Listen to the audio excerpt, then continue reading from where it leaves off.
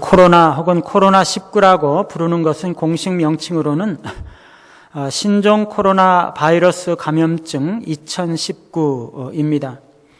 약어로 코비드19라고 하죠. 이 코로나 바이러스에 감염이 되면 발열과 마른 기침을 하는 초기 증상으로부터 미각과 후각이 상실되기도 하고 손가락, 발가락이 변색이 되기도 하는 그러한 질병입니다. 이 바이러스는 주로 폐를 공격하고 폐 기능을 약화시킴으로써 하루 이틀 만에 급성 폐렴으로 사망하게 합니다. 바이러스에 감염된 확진자가 완치된 이후에도 심각한 후유증을 겪는 것으로 보고되는 사례가 나타나고 있습니다. 지금까지 한국에서는 확진자가 총 23,500여 명, 사망자가 약 400명 가까이 이르고 있습니다. 엄청난 숫자입니다. 그런데 사실 이 정도는 큰 성공입니다. 우리나라는 너무너무 잘하고 있는 것입니다.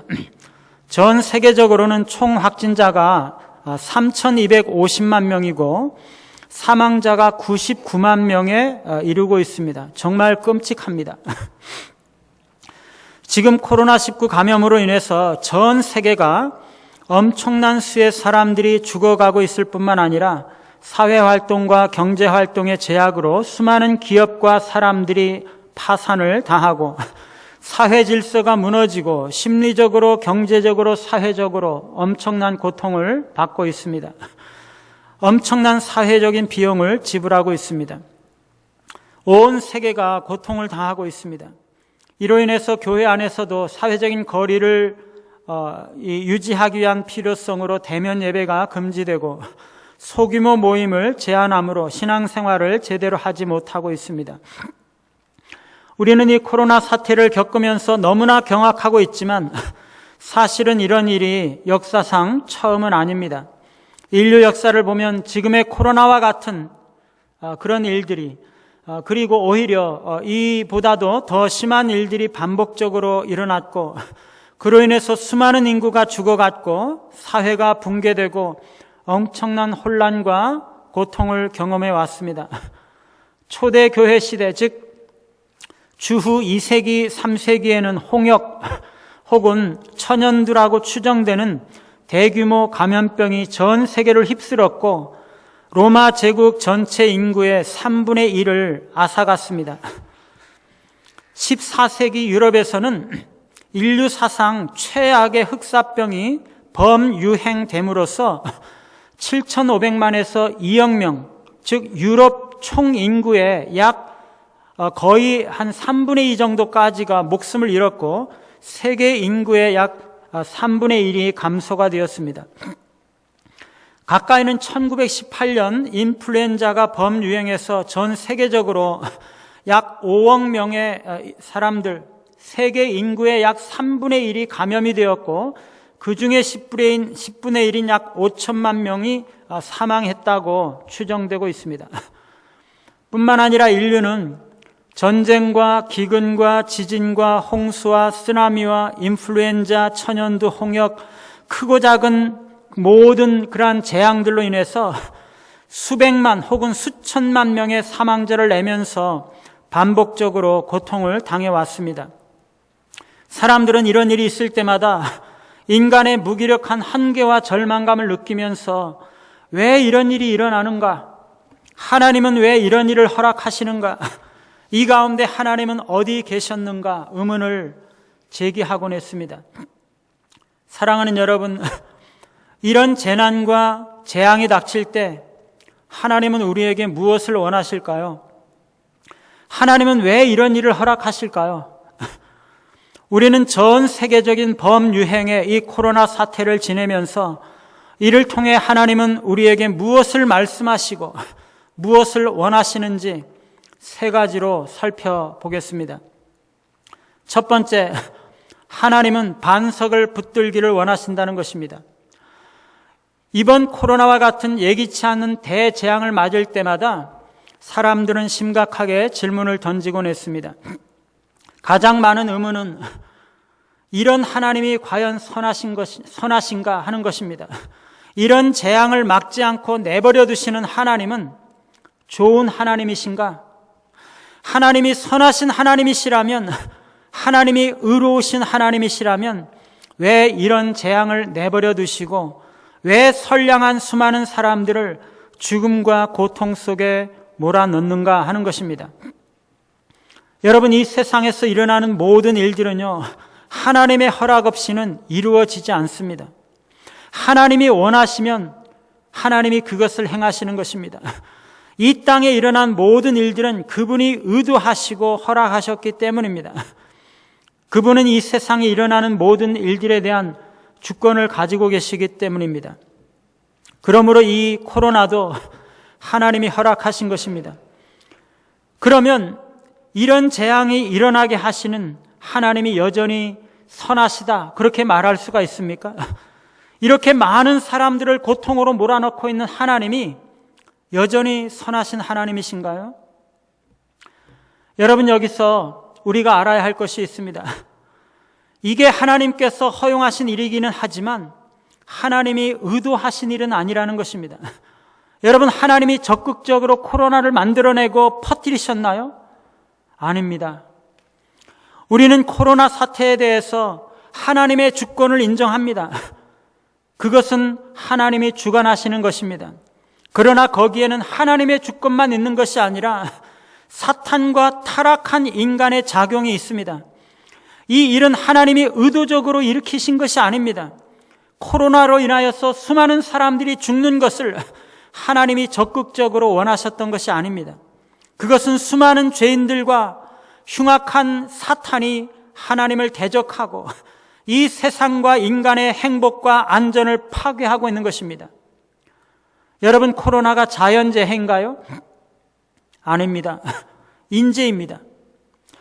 코로나와 같은 전염병은요, 환경 파괴로 인해서 짐승들에게 있던 이 바이러스가 인간에게 뛰어들어오게 됨으로써 일어나는 것입니다. 그 전에는 바이러스를 가진 짐승들이 적당히 인간과 떨어져 있었는데 환경 파괴로 인해서 그런 동물들에게 인간이 가까이 가게 됨으로써 바이러스 전이가 가능하게 되었던 것입니다. 여러분, 고대 이스라엘에는요, 부정한 것을 가까이 하지 못하게 되어 있어요. 부정한 짐승들에게는 가까이 갈 수가 없었어요. 과거에는 다른 나라들에서도 바이러스 짐승들과는 어느 정도 거리가 있었다는 것이에요.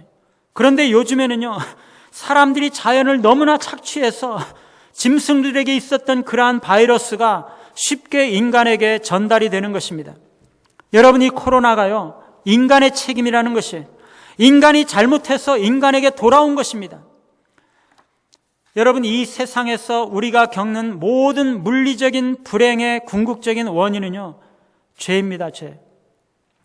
이 세상의 모든 현실적인 재난과 고통의 원인은 궁극적으로 죄라는 것입니다. 그것은 아담의 죄로 인한 저주와 심판이 이 세상에 들어왔기 때문입니다. 그 이전에는 조화롭고 선하고 아름다운 세계였어요. 인간과 모든 짐승들과 자연이 완전히 조화롭고 하나가 되어서 하나님이 보시기에 좋았던 그러한 세상입니다. 그런데 인간과 우주가 저주를 받은 것은 인간이 죄를 지었기 때문입니다. 그래서 지금 우리가 경험하고 있는 이 세상의 모든 황폐함, 모든 허무함, 모든 고통은 인간의 죄의 결과입니다. 이 코로나도 마찬가지예요. 하나님은요, 언제나 인간에게 좋은 것을 주시려고 하지만 사탄은 언제나 파괴와 파멸과 악을 도모하는 것입니다. 그리고 죄인들은 언제나 하나님을 대적하고 인간 자신에게 불행을 가져오는 것입니다. 하나님이 행하시는 모든 것은 선하시고 의로우십니다. 그러나 죄에 빠진 인간들과 사탄은 언제나 하나님의 의도를 방해하고 세상을 파괴하려고 하는 것입니다. 하나님은요, 그런 죄인들이 행하는 일들을 그냥 내버려 두시기로 결정하신 것입니다. 그래서 이런 일이 일어나도록 허용하신 것입니다. 하나님은요, 어떤 면에서든 악의 근원은 아니십니다. 하나님이 코로나를 일으키신 것이 아니에요. 대유행을 하나님이 의도하신 것이 결코 아닙니다. 그러나 하나님은 그것을 허용하셨어요.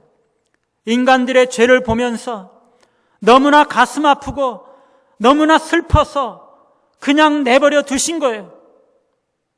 이 코로나가 하나님이 기뻐하시는 적극적인 의지는 아니지만 그분이 허용하신 일이라는 것입니다. 하나님은 그것을 통해 하나님 자신의 목적을 이루어 가십니다. 왜냐하면 하나님은 세상을 다스리시는 분이시기 때문입니다. 코로나 가운데서도, 코로나와 같은 엄청난 재난 가운데서도 하나님은 여전히 선하시고 의로우신 분이세요. 그러면 여러분, 하나님은 이 코로나와 같은 재앙을 왜 허용하셨습니까? 그것은 우리가 반석이신 하나님만을 붙들게 하기 위한 것입니다.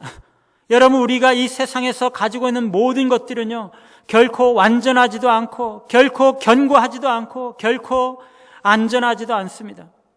우리의 직업, 재능, 인간관계, 사회적인 위치, 이런 것들이 우리의 인생과 영혼을 지탱해 줄 수 있는 것이 아닙니다. 이것을 지금 이 코로나가 우리에게 보여주고 있는 것이에요.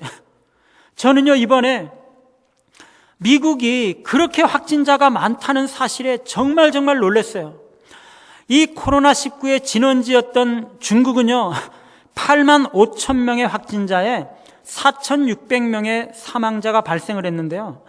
미국은 약 700만 명의 확진자에 약 2만 명의 사망자가 발생했어요. 미국은요, 아직도 끝나지 않았어요. 언제 끝날지 몰라요. 이 정말 스케일이 다르더라고요. 야, 미국은 뭐든지 세계 1등이라더니 코로나도 세계 1등이구나. 저는요, 정말 놀랐어요. 뭐든지 세계에서 떵떵거리면서 잘난 척하던 이 미국이요, 코로나에는 속수무책 펑펑 넘어지는 것입니다. 이번에 우리가 미국의 민낯을 보는 것입니다.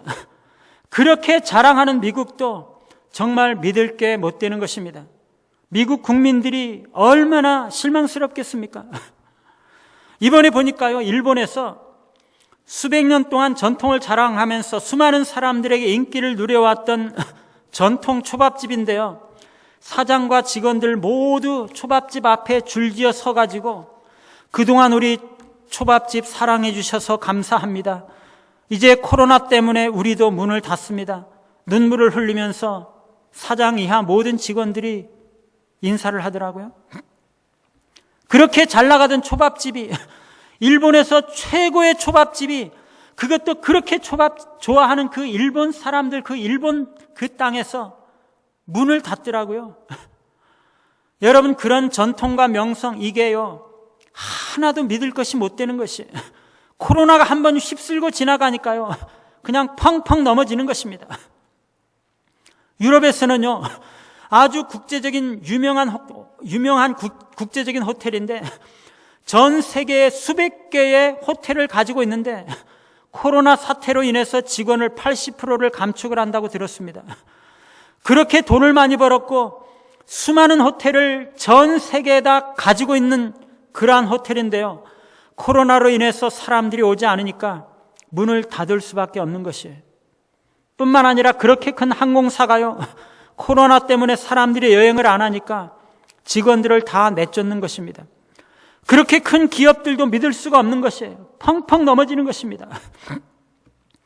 수십 년 동안 너무나 잘 나가던 사업이 사회적인 격리로 인해서 문을 닫고 파산을 당하고 맙니다. 너무나 좋은 직장이었는데 코로나로 인해서 사업이 안 돌아가서 인원을 감축합니다. 그렇게 믿었던 직장, 그렇게 잘 나갔던 사업이 순식간에 무너지는 것이에요. 사랑하는 여러분, 지금 이 세상의 모든 것들이 무너지고 있는 것을 보고 있습니까? 크기도 아주 쬐끄만 놈인데요, 아주 그냥 콩알만한 놈인데, 콩알이라고 이야기하면 그건 엄청나게 크게 비유를 한 건데, 여러분, 그냥 아주 쬐끄만 건데 이 코로나 바이러스 하나가 그냥 한번 휙 하고 지나가니까요, 그동안 그 권세와 위용을 자랑했던 모든 것들이 다 무너지는 것이, 그렇게 견고하게 세워졌던 이 사회 구조 자체가 맥을 못 추고 무너지는 것입니다. 코로나라는 것은 없다 큰 소리 쳤던 사람들이요, 코로나에 걸려서 다 무너지는 것입니다.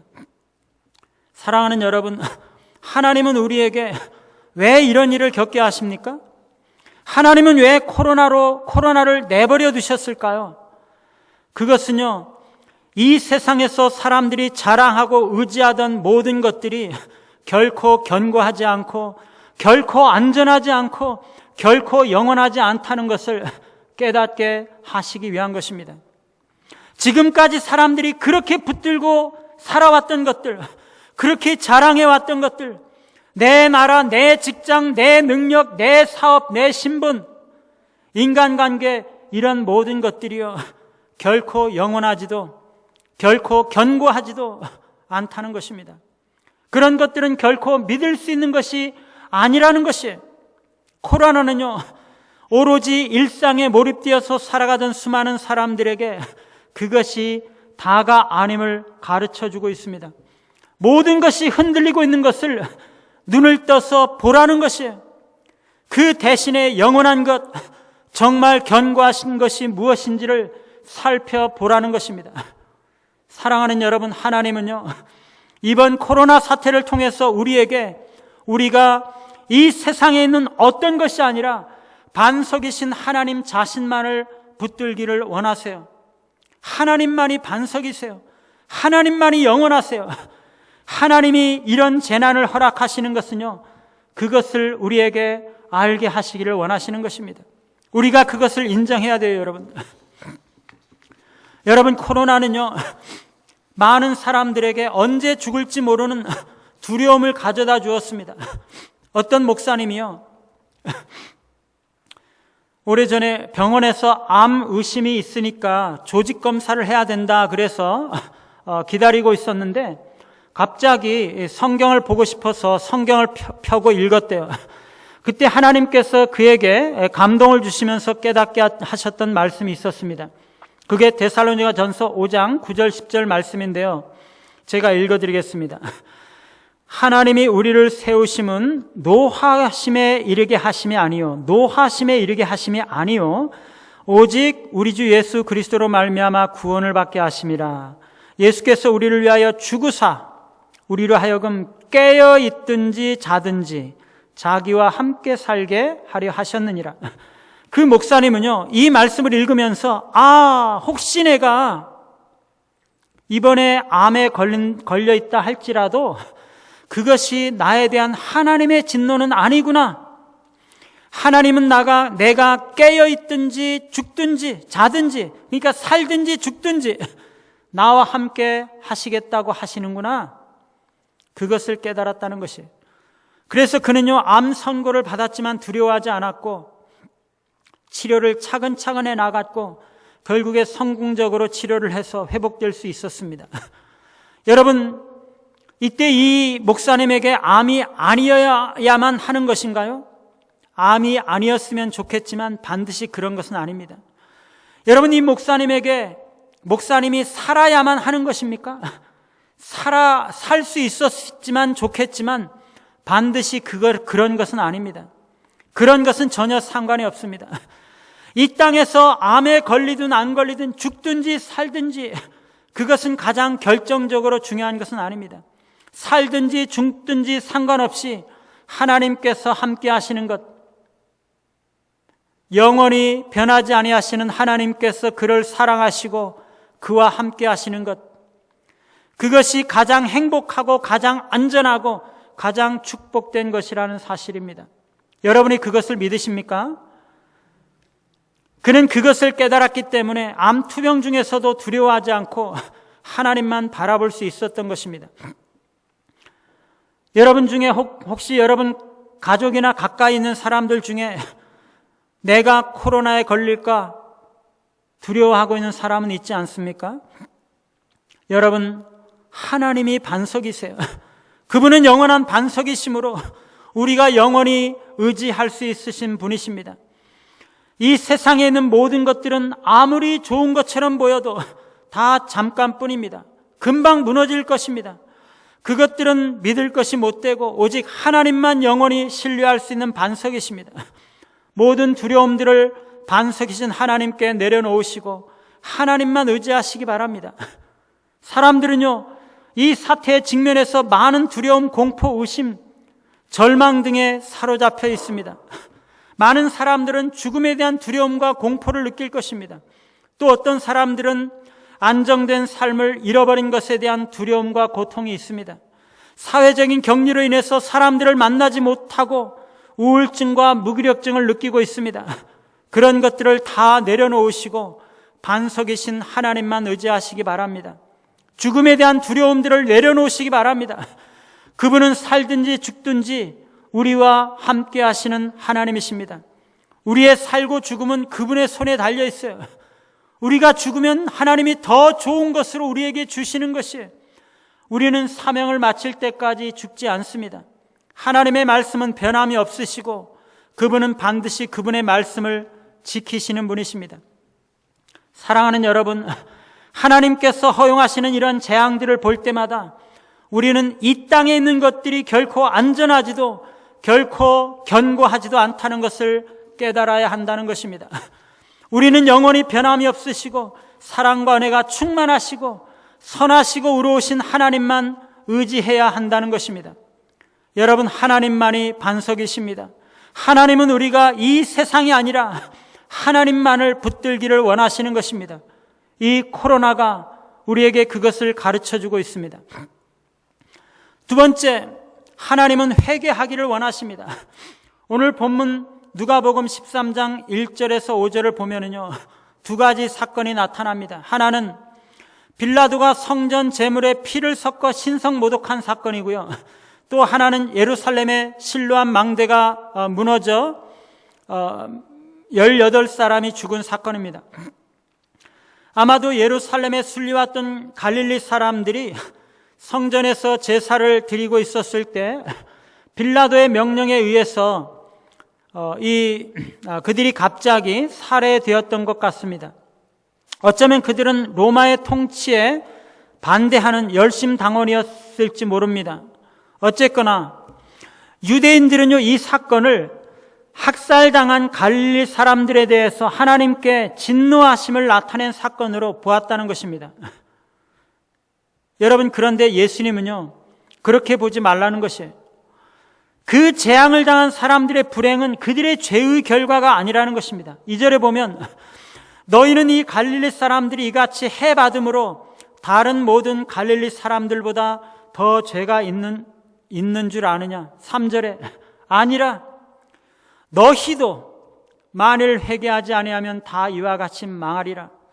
여러분, 누구도 회개하지 아니하면 너희도.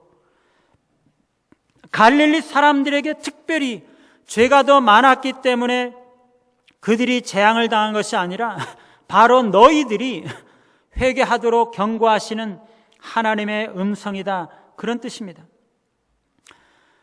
이번에는 예루살렘의 실로암 망대가 무너져서 18명의 사람들이 한꺼번에 죽었습니다. 너무나 큰 사고였고 당시에 예루살렘과 유대의 큰 사회적인 이슈가 되었던 사건이었습니다.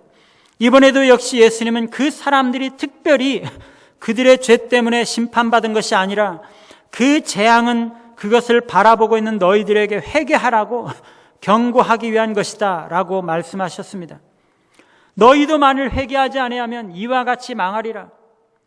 여러분, 우리가 코로나 사태를 보면서 그들이 죄를 지었기 때문에 하나님께서 심판하시는 것이다, 그렇게 말할 수가 없다는 것입니다. 그렇게 말해서는 안 된다는 것입니다. 그들의 죄와 그것에 대한 심판은 우리의 관심을 가질 일이 아닙니다. 그것은 하나님 소관입니다. 그 사람들이 반드시 나보다 더 많은 죄를 지었다고 말할 수가 없습니다. 대신에 우리는 그것을 보면서 나에게 무슨 죄가 있는지 돌아보는 기회가 되라는 것입니다. 그래서 회개하라는 것입니다. 그렇지 않으면 나도 그들처럼 코로나에 걸리고 망하게 될 수도 있다는 것입니다. 그것이 코로나 사태가 우리에게 말씀해 주고 있는 것입니다. 사랑하는 여러분, 우리는요, 우리 가까이에서 사람들이 재난을 당하는 모든 때가 바로 우리 자신들을 돌아볼 시간임을 알아야 하는 것입니다. 다른 사람들이 재난을 당하면 그 사람들이 무슨 죄를 지었길래 그런 끔찍한 일을 당하였을까, 그렇게 생각하지 말고 나에게는 그런 심판을 받을 만한 죄가 없는가라는 것을 물어야 한다는 것입니다. 그래서 회개해야 한다는 것입니다. 여러분, 회개는요, 하나님께로 돌아오는 거죠. 하나님께로 돌아오는 것입니다. 세상을 사랑하던 마음과 우리의 삶을 돌이켜서 하나님께로 향해야 된다는 것입니다. 이 세상의 것들을 사랑하는 마음을 하나님을 사랑하는 마음으로 돌이켜서 돌아와야 한다는 것입니다. 세상의 것들을 즐거워하던 마음을 하나님과 교제하는 것이 가장 즐겁고 기쁜 것임을 고백하며 하나님께로 돌아와야 한다는 것입니다. 세상의 일상적인 것들에 붙들려서 하나님을 잊어버린 채 살아가던 우리가 하나님과의 임재와 교제 속으로 돌아가야 한다는 것입니다. 이 코로나를 통해서 우리가 그렇게 해야 하는 것이, 사랑하는 여러분, 여러분은 날마다 경건의 시간을 가지고 날마다 하나님과 교제하며 동행하고 있습니까? 날마다 하나님을 닮아가며 성령 충만한 삶을 살아가고 있습니까? 이 세상 무엇보다도 오직 예수 그리스도가 내 인생 최고의 가치요 목적이요 영광이라는 것을 인정하는 그런 삶을 살아가고 있습니까? 여러분, 우리가 그 자리로 되돌아가야 한다는 것입니다. 내 자신이 하나님의 음성을 듣는 것을 배우고 그분과 교제하는 것이 무엇인지를 배우고 하나님의 은혜와 사랑을 경험하면서 살아가야 한다는 것입니다. 그것이 그리스도인들이 굳게 붙잡아야 할 가장 기본적인 특권이자 의무이기 때문입니다. 이것이 바로 우리의 인생의 능력이요 우리의 삶의 생명인 것입니다. 그리고 또 하나, 재앙을 당하는 것은요, 재림을 대비하라는 것입니다. 마태복음 24장 7절 8절에 보면 민족이 민족을, 나라가 나라를 대적하여 일어나겠고 곳곳에 기근과 지진이 있으리니 이 모든 것은 재난의 시작이니라, 이렇게 말씀합니다. 여기서 재난의 시작이라고 말씀하고 있는데, 여기서 이 재난이라고 말하고 있는 단어는 원어로 산통, 산고라는 뜻입니다. 다시 말하면 이 산고는 전쟁, 기근, 지진 등 재림의 징조를 말하는 것입니다. 재림 이후에 이루어질 새 세상의 탄생을 위한 산고라는 것입니다. 이 대재난이라는 산통이 지나가고 나서야 재림이라는 아들이 탄생한다는 거죠. 우리가 이 땅에서 전쟁과 지진과 기근과 같은 재난을 당할 때마다 우리는 그것이 재림이 이루어지기 바로 전에 재림을 낳기 위한 산고로 이해해야 한다는 것입니다. 전쟁이나 지진이나 기근이나 역병이나 재난과 재앙을 당할 때마다 이제 그리스도께서 곧 오시는구나, 그것을 우리가 깨달아야 한다는 것입니다. 여러분, 이 코로나 재앙은요, 재림을 위한 산고입니다. 그것은 우리가 그리스도의 재림을 기억하고 대비해야 한다는 사실을 가르쳐주고 있습니다. 물론 이번 코로나가 끝나면 재림이 곧 있을 것이다 라고 말하는 것이 아닙니다. 언제 그리스도께서 오실지 모르지만은요, 그것은 하나님 손에 달려있지만은요, 재난을 당하는 지금이 바로 종말의 때이고 이제 재림이 멀지 않았구나, 그것을 깨닫고 그 마음으로 우리의 인생을 살아가라는 것입니다. 그래서 깨어 있으라는 것이에요. 사랑하는 여러분, 여러분은 깨어 있습니까? 코로나를 경험하면서 재림이 멀지 않았구나 기억하시고 재림을 대비하는 삶을 살아가고 계십니까? 그래서 오는 세상에서의 삶을 대비하고 있습니까? 하나님은 코로나를 통해서 우리에게 재림을 대비하고 깨어 있으라고 말씀하고 있습니다. 사랑하는 여러분, 코로나 사태를 경험하면서 우리는 회개하고 하나님께로 돌아와야 합니다. 하나님만이 반석이시고 구원이시고 나의 전부이심을 철저히 인정하는 자리로 되돌아와야 합니다. 하나님의 영광을 위한 삶, 그리스도의 나라와 복음을 위한 삶만이 의미 있고 참으로 영원한 가치가 있음을 확신하는 신앙으로 돌아가야 한다는 것입니다. 그리스도만이 영원한 반석이 되시고 최고의 가치와 영광이 되심을 인정하는 삶을 살아야 한다는 것입니다. 그래서 그리스도께서 속히 오실 것을 기억하고 그를 맞을 준비를 하면서 살아야 한다는 것입니다. 세 번째, 하나님은 선행을 원하십니다. 우리는 방금 이 코로나 사태가 우리가 사는 이 세대가 궁극적인 영원한 세대가 아니라는 것을 말해줌을 보았습니다. 잠깐 후면 재림이 있고 그 후에 새 세대가 이루어질 것입니다.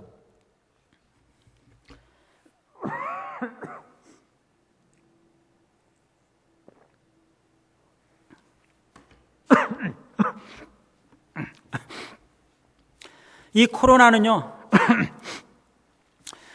우리에게 그때가 되기 전에 바로 지금 선행을 베풀 것을 요청하고 있습니다. 여러분, 누가복음 16장의 불의한 청지기의 비유를 기억하실 것입니다. 이 비유가 말씀하고 있는 것이 뭡니까? 여기서 불의한 청지기는요, 현 직분에서 곧 쫓겨날 것임을 알았습니다. 그래서 그는 불의한 방법으로 자기가 쫓겨날 후를 대비해서 사람들에게 선행을 베풀었습니다. 이 사람은요, 너무나 지혜롭게도 자신의 미래를 대비한 것입니다. 우리도 그렇게 하라는 것입니다.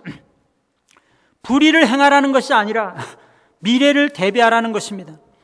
미래를 대비하는 삶을 살라는 것입니다. 우리 인생은요, 지금 살아가는 이 현실이 다가 아니라는 것이에요. 지금 우리의 삶은 앞으로 다가올 미래를 준비하기 위한 준비 단계일 뿐이라는 것입니다. 그래서 현실에서 성공하는 것이 중요한 것이 아니라, 이 세대에서 행복한 것이 중요한 것이 아니라 다가올 미래를 위해서 투자하는 것이 우리의 인생을 참으로 의미 있고 가치 있게 만드는, 우리가 그런 삶을 사는 가장 지혜로운 방법이라는 것입니다. 많은 사람들이요, 주변에 불쌍하고 어려운 사람들이 있어서 좀 도와줄까? 그러다가도요, 좀 더 넉넉해지면 그때 가서 돕지 뭐. 좀 더 안정되면 그때 가서 도와야지. 신앙생활을 좀 더 열심히 해볼까? 그러다가도요, 좀 더 기틀이 잡히면 그때 가서 해야지. 여러분, 그런 시기는요, 영원히 오지 않습니다. 우리 인생은요, 언제나 궁핍하고 언제나 바쁘고 언제나 불안정하고 언제나 위험한 것입니다. 그런 것들이 개선되기를 바라서 그 이후에 선행을 하기를 바라고 그리스도를 섬기겠다고 말하는 것은 불가능한 것입니다. 지금 해야 하는 것입니다. 어둠이 깊을수록 별빛이 더 빛나는 것처럼 우리는 위기의 흑암 속에서 빛을 발해야 되고, 어려움과 위험 속에서 더욱 선행의 빛, 진리의 빛을 밝혀야 하는 것입니다. 이런 코로나 시대는요, 우리가 더욱 선행을 베풀어야 하는 때인 것입니다. 여러분, 그리스도인들은요, 자신의 안락함이나 이득을 추구하는 것이 아니라 다른 사람들의 행복과 안전에 더 관심을 기울여야 하는 사람들입니다. 그런데 여러분들이 다 보고 계시겠지만, 무슨 교회 전 모 목사는요, 아주 영웅적인 의식으로 코로나 가운데서도 집회를 강행함으로써 기독교 전체가 욕을 먹게 만들고 있는데요, 이것은요, 자신의 정치적인 목적을 위해서 국민의 생명을 담보로 할 뿐만 아니라 그리스도를 욕먹이고 있는 것입니다. 정치적인 입장에 관해서는 우리 각자가 견해가 다 다를 수가 있습니다.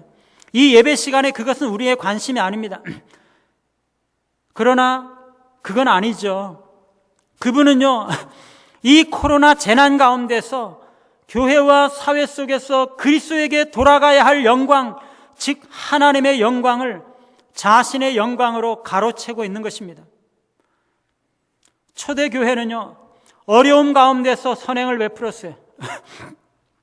모두의 죄가 2세기, 3세기에 역병이 대유행했다고 했는데, 당시의 질병으로 로마 제국의 3분의 1이 죽어갈 때 의사들은 시골 저택으로 피하고 사제들은 성전을 버리고 떠났습니다. 관리들은 다 나몰라라 하고 있었고, 증상이 있는 사람들은 집 밖에 버려졌습니다. 여러분, 그리스도인들이라고 역병에 걸리지 않는 것은 아닌데 그리스도인들은 끝까지 그 버려진 증상자들 곁에서 그들을 치유해주고 돌보아주고 사랑을 나누어 주었습니다. 그래서 그들은 죽어가면서도 아주 행복하게 죽어갔습니다. 초대교회 성도들은요, 내가 위험에 빠지든지 아니든지 상관하지 아니하고 어려운 사람들을 도왔습니다. 이것이 사람들을 감동시켰어요. 당시의 로마 황제들은요, 로마의 그 고대의 로마 종교를 부활시키고 싶어 했습니다. 그래서 기독교를 아주 위협적인 존재로 보고 아주 싫어했습니다. 그러나 이 황제들은요, 기독교인들이 자기 종파 사람들뿐만 아니라 다른 종파의 사람들에게 선을 베풀고 구제를 하는 것을 보고 감동을 받았어요. 가난한 사람들, 버림받은 사람들, 연약한 사람들을 돕고 구제하는 것을 보고 그들은 감동을 받지 않을 수가 없었던 것입니다. 여러분, 코로나와 같은 이 어려운 시기가 전도와 선교의 기회가 된다는 것을 기억하시기 바랍니다. 이웃이 어려움을 당할 때 도와줘야 하는 것입니다. 재난이 닥칠 때가 바로 우리가 나서서 도움을 주어야 할 때인 것입니다. 우리 교회도요, 이 사회에 재난이 닥치고 어려울 때 나아가야 하는 것입니다. 뿐만 아니라 내가 어려움에 당할 때 전도해야 하는 것입니다. 바울은 옥중에 있을 때 복음을 전했는데 이것이 오히려 더 좋은 효과를 가져왔습니다. 여러분들이 어려움을 당할수록, 이웃이 어려움을 당할수록 그때가 바로 이웃을 섬길 수 있는 좋은 기회라는 것을 기억하시기 바랍니다. 사랑하는 여러분, 코로나를 겪으면서 하나님은 우리에게 무엇을 원하십니까? 이 세상은 영원하지도 견고하지도 않고 속히 무너질 것인데 오직 영원한 반석 되시는 하나님만 의지하며 살라는 것입니다. 재난을 당하는 그들이 얼마나 죄를 지었기에 그런 일을 당하는 것인가 생각하지 말고 오히려 우리 자신을 돌아보고 회개함으로 자신만을 사랑하는 자리에서 돌아서서 하나님께로 돌아가야 한다는 것입니다. 그리고 그리스도께서 곧 오실 것을 깨닫고 재림을 대비하는 삶을 살아가야 한다는 것입니다. 그리고 하나님은 우리가 어려움을 겪을지라도 우리가 사는 이 세상에서 선행을 베풀기를 원하십니다.